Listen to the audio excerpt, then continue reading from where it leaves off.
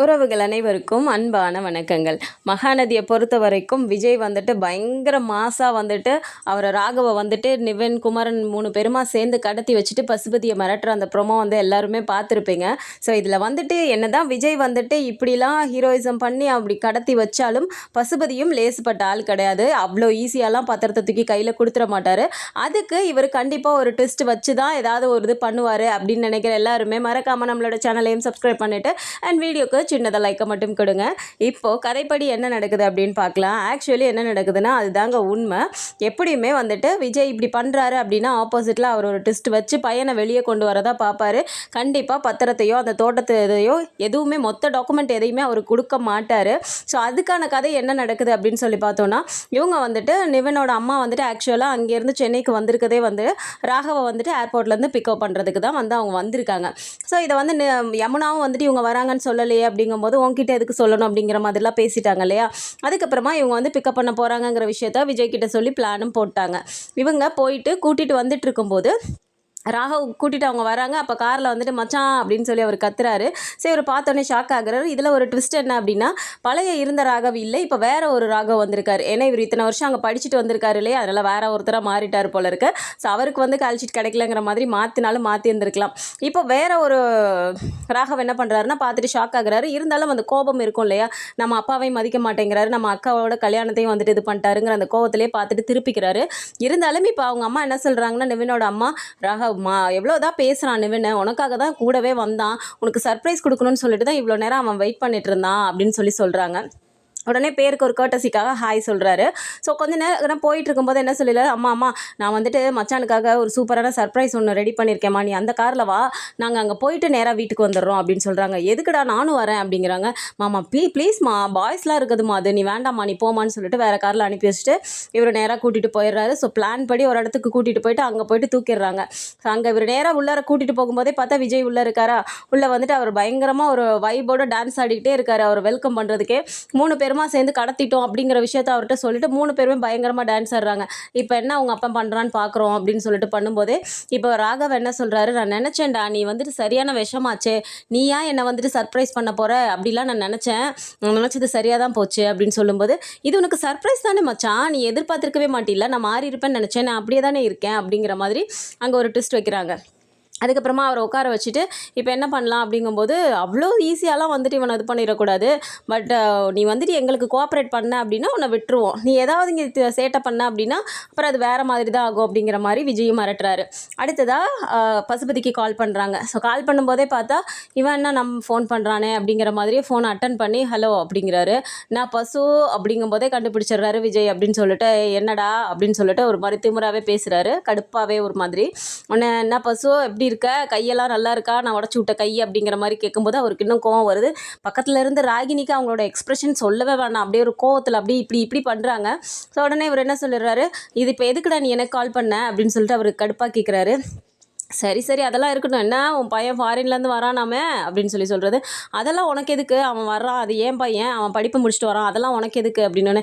என்ன பசு ஒரு பாசமாக பேசினா கூட இப்படி பேசுறியே அப்படின்னு சொல்கிறாரு. உங்ககிட்ட பாசத்தையா, நீ என்ன விஷயமா ஃபோன் பண்ண அதை சொல்லு முதல்ல அப்படிங்கிறாரு.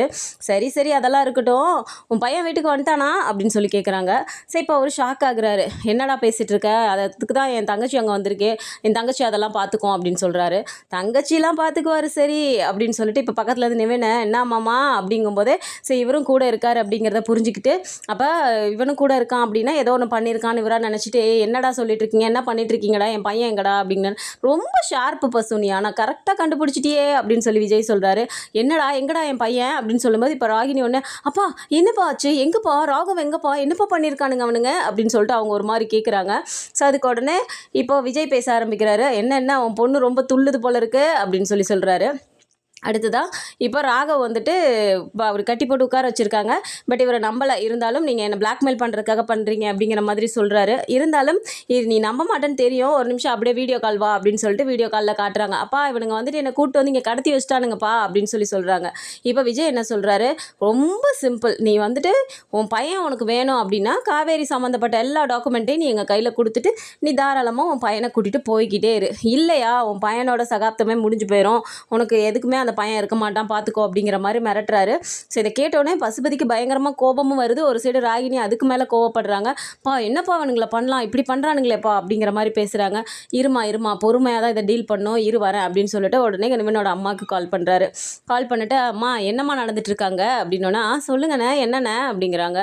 எங்கம்மா ராகவ் எங்கம்மா அப்படின்னு சொல்லி கேட்டோன்னே நிவன் தானே எங்கேயோ சர்ப்ரைஸ் இருக்குன்னு சொல்லிட்டு கூட்டிகிட்டு போயிட்டு வீட்டுக்கு கூப்பிட்டு வந்திருக்கேன்னு சொன்னானே அப்படின்னோடனே நீ போகலையாம்மா அவனை பிக்கப் பண்ணுறதுக்கு அப்படின்னு சொல்லி கேட்குறாங்க.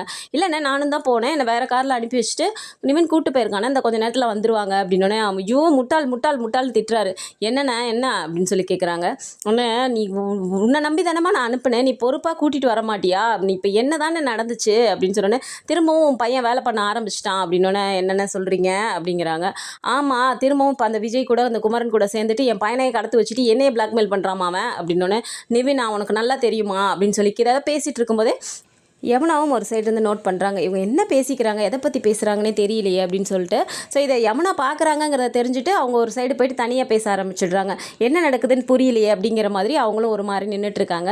ஸோ இதுக்கப்புறமா என்ன ஆகுதுன்னா நிவின் வந்துட்டு வீட்டுக்கு வராரு. வீட்டுக்கு வந்ததுக்கப்புறம் எங்கடா ராகவ் எங்கடா அப்படின்னோடனே அவன் அப்போவே போயிட்டாமா அப்படின்னோடனே போய் பேசாத நிவின், நீ மாறவே இல்லைல்ல, நீ கொஞ்சமாவது மாறி இருப்பா அப்படின்னு நினச்சேன், இவளை என்னமோ பிடிக்கவே பிடிக்காது, இவ கூட வாழ்றதில்ல பேசுறதில்லைங்கிற மாதிரி சொன்னேன், இப்போ என்னடா வேலை பண்ணிட்டு இருக்க நீ அப்படின்னோடனே அம்மா இருமா எதுக்கு இப்போ கத்துற அப்படிங்கிற.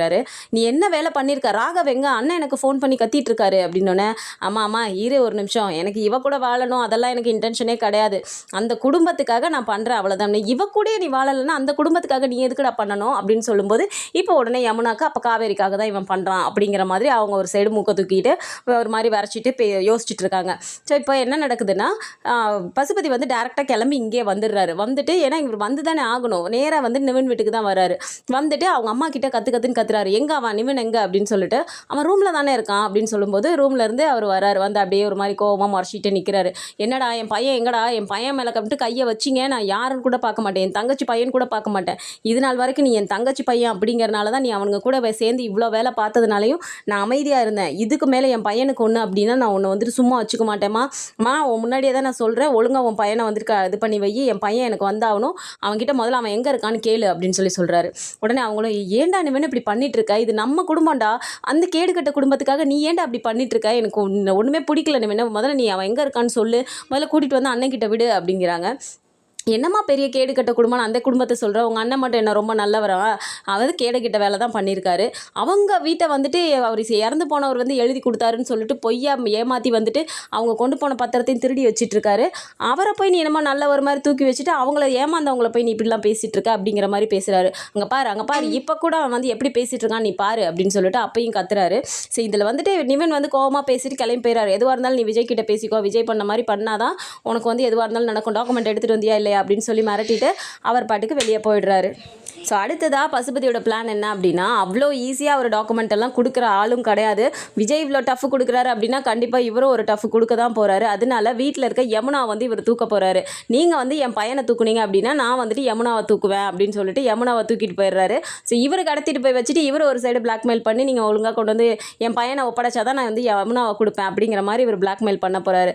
பட் இதில் ஒரு ட்விஸ்ட் என்ன அப்படின்னா, யமுனாவுக்காக அங்கே பேசணும் அப்படின்னா ஒருவேளை அவங்க அம்மா அங்கே துடிக்கலாம் என் பொண்ணு அப்படின்னு சொல்லிட்டு விஜய் கூட ரொம்ப இலகுன மனசு, அவரும் கூட இறங்கி எல்லாம் வந்து பண்ணலாம், குமரன் எல்லாம் பண்ணலாம்னு வச்சுக்கோங்க.